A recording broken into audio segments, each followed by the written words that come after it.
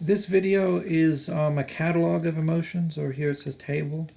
Um, as I said in a previous video, an emotion is a union between an inner value and a material fact. So I have this table here that has the most basic emotions, and the material facts are anticipation, acquisition, loss, and possession. And the values are basically good and bad. Your values are very simple when it comes down to it.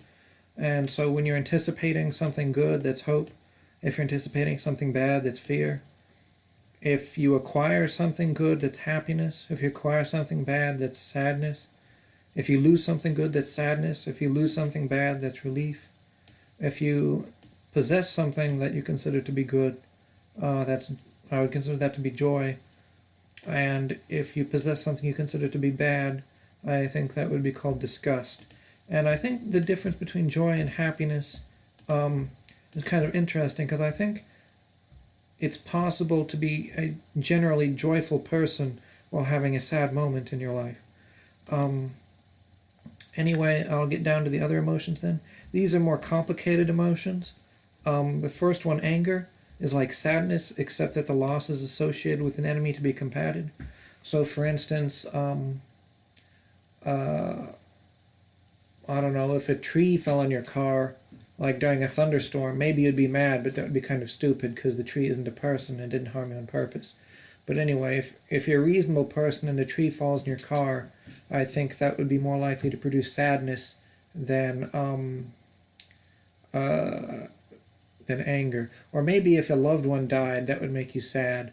But if you found out that like someone deliberately cut the tree down onto your car, or someone deliberately did something that caused your loved one to die, that would become anger because you have a willful entity that was the cause of the loss of something that was important to you. And what I wrote here, gratitude is similar to happiness, except you associate the gain of something good with another person rather than the loss of something good. I think gratitude isn't as common as it should be, but oh well. And mourning is letting go of something which you were attached to, which you thought of as being good, typically a loved one, but maybe it could be something else too, like a life philosophy or something.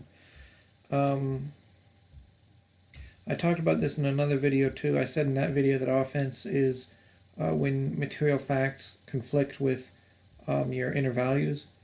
But here it says when you perceive that somebody or perhaps something is against what you find valuable, most often because someone said something that wasn't nice to you. I suppose those definitions are similar. I adapted the other definition to fit with what I was talking about at the moment. And I also talked about worrying, which is concerning yourself with things you can't control. Pride is an illusory sense of self-importance. Shame is when you have proud expectations for yourself and they aren't met.